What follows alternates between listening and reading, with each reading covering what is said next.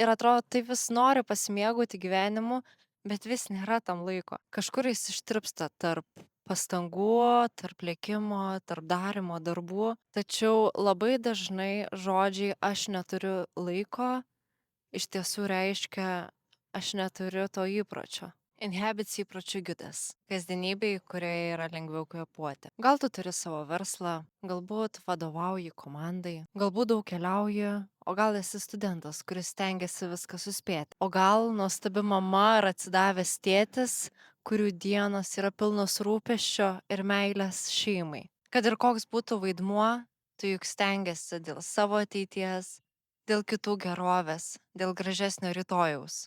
Dirbi 40 valandų per savaitę ar daugiau, kas rytą paskubomis keliesi, ruošiesi dienai, praleidi pusvalandį ar daugiau kelyje, tada dirbi, tvarkai, darai, sprendi problemas, vakare vėl tas pats maratonas. Kelionė namo, tvarkaisi, parduotuvė, galbūt sporto salė, maisto ruošimas, pasiruošimas kitai dienai, trumpas poilsis, šiek tiek telefono ir jau laikas miegoti. Geriausiu atveju 7, galbūt 6 valandos miego ir lauki savaitgalio. Ir vis pagalvoji apie akimirkas, kuriuose gali daugiau patirti, išmokti, patobulėti, įkvėpti lėtai, pajausti tą momentą, tą buvimą, kai dienos ir savaitės neprabėga kaip minutė. Juk visi esam pastebėję tą momentą, kad va ateina vasara, bet čia žiūrėk jau ir kalėdos, kai viskas lekia taip greitai. Inhabits įpročių gidai yra sukurti tam, kad parodyti mažus veiksmus, žodžius ir mintis,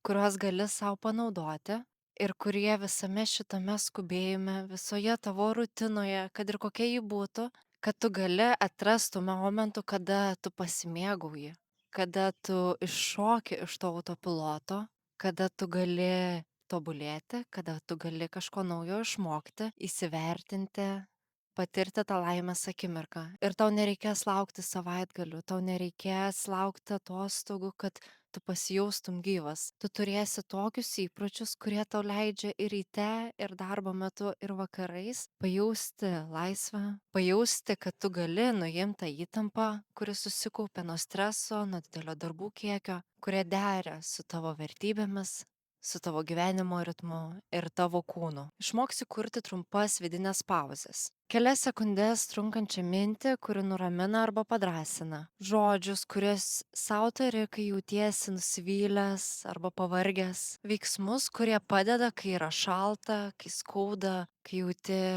nemalonų jausmą viduje. Ir visa tai, ką pamatysi čia, ką parodysiu Ovidijus, ką papasakosiu aš, remiasi tavo kūno fiziologija, biomechanika, mokslu ir patirtimi. Čia rasi instrukcijas, kaip sukurti tokius įpročius, kurie neatsibostų, kurie leistų gatvėje tau pamatyti daugiau žmonių su šypsena, nes ir tu jiems šypsosiesi, kadangi turėsi viduj daugiau laisvės jausmo, daugiau šilumos, daugiau pasitikėjimo ir drąsos savimi. Ir visa tai apie mažus žingsnelius, kurie atneša didelį pokytį. Tai kas tavęs laukia Inhabits įpročių giduose? Sužinosi, kaip mažais kasdieniais veiksmais sumažinti įtampą pečiuose, ką daryti, kad neskaudėtų galvos. Išmoksi pradėti dieną su energija ir pabaigti ją ramiai. Patirsi, kaip kvėpuoti lengvai, lėtai, ramiai, kaip atrodo funkcinis kvėpavimas. Pagilinsi savo žinias sporte,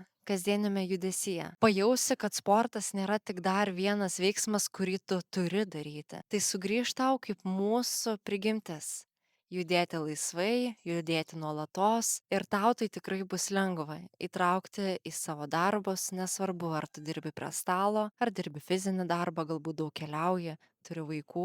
Taip pat turėsi praktinės užduotis ir galėsi stebėti savo progresą. Matysi rezultatus, kokie jie yra dabar ir kokie yra po mėnesio, po pusės metų ar metų. Ir svarbiausia, mes nesiekiam tobulumo. Tai yra tik grįžimas į paprastus kasdienius veiksmus, į tai, kas iš tiesų padeda, kai to reikia.